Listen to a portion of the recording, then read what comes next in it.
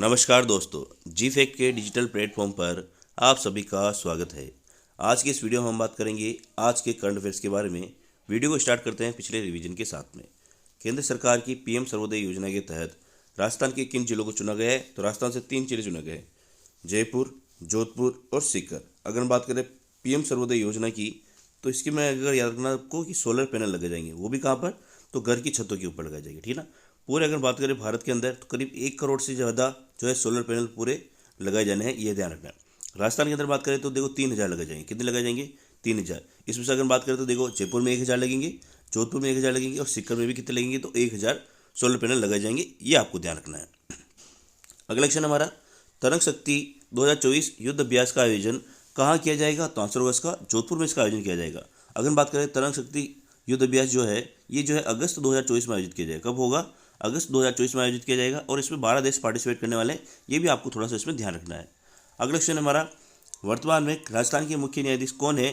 तो आंसर होगा इसका एम श्रीवास्तव, यानी मनिंद्र मोहन श्रीवास्तव जो है वर्तमान में राजस्थान के नए मुख्यमंत्री है। पहले ये कार्यवाहक थे, अब इनको जो है परमानेंट रूप से नियुक्त कर दिया गया, ये भी आपको यहाँ पर ध्यान रखना है। अगला हमारा, केंद्रीय वस्त्र मंत्रालय द्वारा 3 से लेकर 8 फरवरी 2024 तक आत्मनिर्भर भारत उत्सव प्रदर्शनी का आयोजन कहाँ किया जा रहा है? तो आंसर होगा इसका आयोजन जो कोटा के अंदर किया जा रहा है, ये आपको ध्यान रखना है। अगला क्वेश्चन हमारा, काहिरा मिस्र में आयोजित ISSF वर्ल्ड कप में 10 मीटर एयर राइफल में जयपुर के दिव्यांश सिंह पवार ने कौन सा पदक जीता है? तो आंसर होगा इसका स्वर्ण पदक जीता है। काफ़ी इंपॉर्टेंट क्वेश्चन है, खेल और खिलाड़ी से अक्सर क्वेश्चन एग्जाम में आजकल आते हैं, तो आपको इसका आंसर जरूर याद रखना है, ठीक है। बढ़ते हैं अगले क्वेश्चन की तरफ। अगला है हमारा, राजस्थान से किस स्थान से पोटास के भंडार मिले हैं जिनको अब केंद्र सरकार ने क्रिटिकल मिनरल की श्रेणी में शामिल कर उनका उत्खनन शुरू कर दिया है? तो आंसर होगा इसका लखासर बीकानेर और सतीपुरा हनुमानगढ़, दोनों नाम आपको यहाँ पे ध्यान रखना है। अगले क्वेश्चन हमारा, राजस्थान जनजाति विकास विभाग के अनुसार कितने समय से अधिक निवास करने वाले आदिवासी वन भूमि अधिकार प्रमाण पत्र के लिए पात्र हैं? तो आंसर होगा इसका 25 वर्ष, ठीक है, ये आपको ध्यान रखना है। अगला क्वेश्चन हमारा, हाल ही में जारी स्मार्ट सिटी प्रोजेक्ट में राज्य के किस शहर को देश में तीसरा स्थान प्राप्त हुआ है? तो आंसर होगा इसका उदयपुर, ठीक है ना। अगर बात करें स्मार्ट सिटी प्रोजेक्ट में, तो देखो सूरत को सबसे पहला स्थान इसमें प्राप्त हुआ है, फिर ठीक है, फिर बाद में प्राप्त हुआ है रांची को, इसमें दूसरा स्थान प्राप्त हुआ है और तीसरा स्थान किसको मिला है? तो उदयपुर को मिला है। और अगर बात करें एक और राजस्थान से जो है चुना गया है, जिसका नाम है कोटा, ठीक है ना, कोटा को इसमें जो है 7वां स्थान मिला है, ये आपको ध्यान रखना है, ठीक है ना। कौन सा स्थान मिला है? 7वां, तो ये भी आपको यहाँ पे ध्यान रखना है। अगला है हमारा, श्री द्वारका प्रसाद अग्रवाल अवार्ड 2024 किसे दिया गया है? तो आंसर होगा इसका अमीश त्रिपाठी को। हाल ही में आपको पता है कि जयपुर के अंदर जो है जयपुर लिटरेचर फेस्टिवल आयोजन किया गया था। कौन सा? जयपुर लिटरेचर फेस्टिवल आयोजन हुआ था। इस लिटरेचर फेस्टिवल के अंदर जो है द्वारका प्रसाद अवार्ड किसको दिया गया? तो अमीश त्रिपाठी को दिए गए, ये आपको ध्यान रखना है। अगला है हमारा, भारतीय बागवानी शिखर सम्मेलन और सह अंतर्राष्ट्रीय सम्मेलन का आयोजन कहाँ किया जा रहा है? आंसर होगा इसका राजस्थान कृषि अनुसंधान संस्थान दुर्गापुरा जयपुर में किया जा रहा है। तो ये तो हमारा पिछला रिवीजन। अब हम लोग करेंगे हमारे आज के करंट अफेयर्स के क्वेश्चन। नंबर 1 है, राजस्थान के स्कूलों में खेलों को बढ़ावा देने तथा खेल प्रतिभाओं को तराशने के लिए कौन सा कार्यक्रम लॉन्च किया गया है? तो आंसर होगा इसका बाउंस ऑफ जॉय कार्यक्रम लॉन्च किया गया है। अगर बात करें ये कार्यक्रम कौन चलाने वाली है, तो यार एक तो संस्था है और साथ ही साथ जो राजस्थान का स्कूल शिक्षा विभाग है, ठीक है ना, ये स्कूल शिक्षा विभाग जो है इस कार्यक्रम को चलाने वाले हैं। आप सबको पता चली गया कि ये किससे संबंधित है, तो खेलों को बढ़ावा देने के लिए और खेल प्रतिभाओं को तराशने के लिए। इसमें क्या किया गया है कि देखो 100 स्कूल को चुना गया है और वहाँ से जो है 132 PTI को यहाँ पे चुना गया है, ताकि वो जो इसमें प्रशिक्षण प्राप्त करेंगे और बच्चों को इसमें खेल भावना का विकास करेंगे, एक नेतृत्व की भावना का विकास करेंगे बच्चों के अंदर, ये आपको ध्यान रखना है। ये देखो यहाँ पे इस तरह से देखा, ये सब चीज़ें जो MOU हुआ है, ये सब बात हो रही है।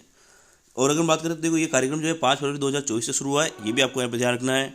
साथ ही साथ ध्यान रखना है कि राजस्थान के स्कूलों में खेलकूद को बढ़ावा देने और खेल प्रतिभा को तराशने के लिए स्कूल शिक्षा विभाग और स्टेट्स फाउंडेशन जो है यहाँ पर एक अभिनव पहल के तौर पर बाउंस ऑफ जॉय कार्यक्रम लॉन्च किया है इन्होंने, ठीक है ना।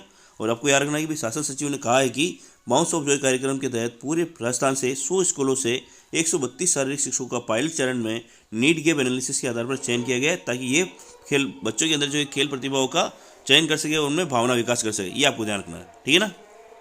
अगला है हमारा, हाल ही में कर्नाटक में आयोजित 12वीं अखिल भारतीय पुलिस तीरंदाजी प्रतियोगिता में दोसा की किस खिलाड़ी ने पदक प्राप्त किया है? तो आंसर होगा इसका प्रियंका मीणा, ठीक है ना।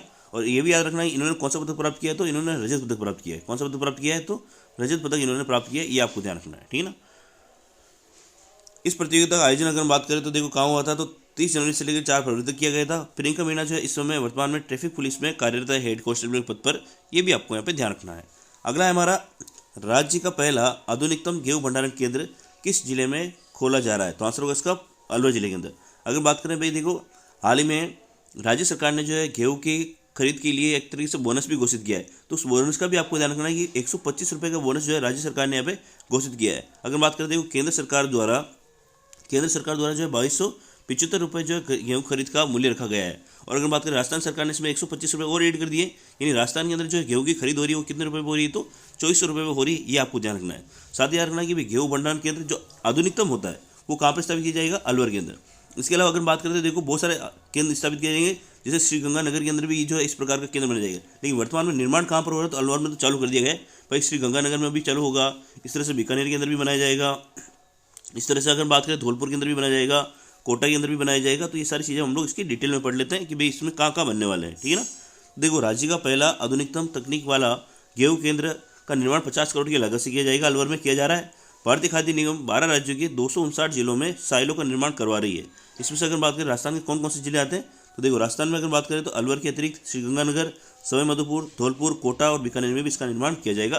तो ये भी आपको यहाँ पे ध्यान रखना है, ठीक है। अगला क्वेश्चन हमारा, राज्य स्तरीय नेत्रहीन क्रिकेट प्रतियोगिता का आयोजन कहाँ किया जा रहा है। मोस्ट इंपॉर्टेंट क्वेश्चन है, ठीक है ना, ये आपको ध्यान रखना। हाल ही में आपको पता है उदयपुर के अंदर भी एक चीज़, इससे पहले अगर बात करें उदयपुर के अंदर भी एक इस तरह से जो विकलांग लोग हैं उनके लिए क्रिकेट प्रतियोगिता आयोजन किया था, वो भी कहाँ पर आयोजित हुई थी, उदयपुर के अंदर। और अगर बात करें देखो, नेत्रहीन क्रिकेट प्रतियोगिता आयोजन जो है वो भी कहाँ पर किया जा रहा है, तो उदयपुर के अंदर ही किया जा रहा है। मोस्ट इंपॉर्टेंट क्वेश्चन है, ये आपको ध्यान रखना है।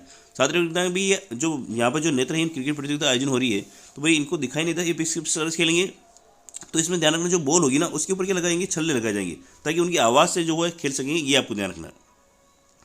देखो, इसके आयोजन कब हुआ था, इस प्रतियोगिता का आयोजन जो है 27 से लेकर 29 जनवरी 2024 तक उदयपुर के महाराणा भूपाल स्टेडियम में किया गया था। ये आपको ध्यान रखना है, ठीक है ना। और इसमें इसका आयोजन जो है राजस्थान क्रिकेट एसोसिएशन, ब्लाइंड और रोटरी क्लब उदयपुर जो है इनके साझे में इसका करवाया गया है। ये आपको ध्यान रखना है, ठीक है ना। इसका आयोजन किसके द्वारा करवाया गया है, ये आपको यहाँ पे ध्यान रखना है। अगला है हमारा, झारखंड में आयोजित नेशनल स्कूल गेम्स वुशु प्रतियोगिता में किसने पदक जीता है, तो आंसर होगा इसका उपरोक्त दो ही, ठीक है, छवि चौधरी और ईशिता चौधरी, इन दोनों ने यार ना स्वर्ण पदक प्राप्त किया है। कौन सा पदक प्राप्त किया है, तो गोल्ड मेडल इन्होंने पदक प्राप्त किया है। ये आपको ध्यान रखना है। साथ ही अगर बात करें इन दोनों का संबंध कहाँ से है, तो डेगाना से, ठीक है ना। इनका संबंध कहाँ से आता है, तो डेगाना से इनका संबंध आता है। ये आपको यहाँ पे ध्यान रखना है, ठीक है। रांची में आयोजित नेशनल स्कूल गेम्स में डेगाना की छवि चौधरी और ईशिता चौधरी ने स्वर्ण पदक प्राप्त किया है। और छवि चौधरी ने यार रखना अंडर 17 के अंदर, जबकि ईशिता चौधरी ने अगर बात करें तो अंडर 19 में ये पदक प्राप्त किया है। ये आपको यहाँ पे ध्यान रखना है। अगला क्वेश्चन हमारा, और आप लोग प्लीज़ वीडियो को लाइक जरूर कर दें। वीडियो को आप लोग लाइक नहीं करते हैं, प्लीज़ लाइक कर दें। गाँव बनेगा तभी देश बढ़ेगा के संकल्प के साथ अल्ट्राटेक सीमेंट और राजस्थान पत्रिका ने मिलकर गाँवों के विकास के लिए किस अभियान की शुरुआत की है, तो आंसर होगा इसका यशस्वी सरपंच, ठीक है ना। इस अभियान की यहाँ पर शुरुआत की गई है ताकि जो है अल्ट्राटेक सीमेंट और राजस्थान पत्रिका की एक पहल है ताकि गाँवों का विकास हो सके, इसके लिए इसको चलाया जाएगा, ठीक है। अल्ट्राटेक सीमेंट और राजस्थान पत्रिका मिलकर गाँवों की सूरत और सीरत बदलने के लिए यशस्वी सरपंच अभियान की शुरुआत की है। इसके तहत ग्राम पंचायतों के सरपंच को बेहतर विकास कार्यों के लिए सम्मानित किया जाएगा। ये आपको ध्यान रखना है। अगला क्वेश्चन हमारा, केंद्रीय पर्यटन मंत्रालय की स्वदेश दर्शन 2.0 योजना के तहत राज्य के किस शहर का चयन किया गया है, तो आंसर होगा इसका जोधपुर शहर का चयन किया गया है। ये आपको ध्यान रखना है। अगर बात करें ये योजना कब शुरू हुई थी, तो 2015 के अंदर इसकी शुरुआत की गई थी। ये आपको ध्यान रखना है, ठीक है। स्वदेश दर्शन योजना वर्ष 2014-15 में देश में थीम आधारित पर्यटन सर्किट के एकीकृत विकास के लिए शुरू किया गया था।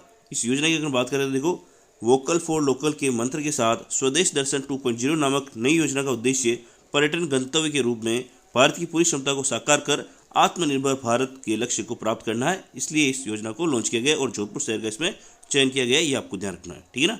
अगला क्वेश्चन हमारा, bureau of Indian standard Jaipur ने नए मानकों के निर्धारण हेतु किस संस्था के साथ MOU किया है, तो आंसर होगा इसका MBM विश्वविद्यालय जोधपुर के साथ में यहाँ पे MOU किया गया है। ये आपको यहाँ पे ध्यान रखना है, ठीक है।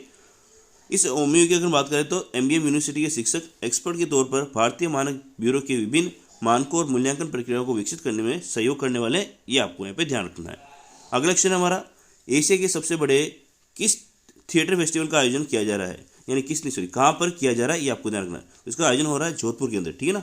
अगर बात करें थोड़ी सी डिटेल के बारे में, तो देखो इस थिएटर फेस्टिवल का नाम क्या है, तो भारत रंग महोत्सव इस थिएटर का नाम है, जिसको हम लोग भारगम के नाम से भी जानते हैं। और ये आयोजन कब से होता है, तो लेकिन 5 से लेकर 9 फरवरी तक इसका आयोजन किया जा रहा है। ये आपको ध्यान रखना है। आज का हमारा अंतिम क्वेश्चन, राजस्थान के सर्वोच्च विधि अधिकारी जिसे हम लोग मध्य महाधिवक्ता भी कहते हैं, कि किस पद पर नियुक्त किया गया है, तो आंसर होगा RK अग्रवाल को यहाँ पर नियुक्त किया गया है। ये ध्यान रखना है।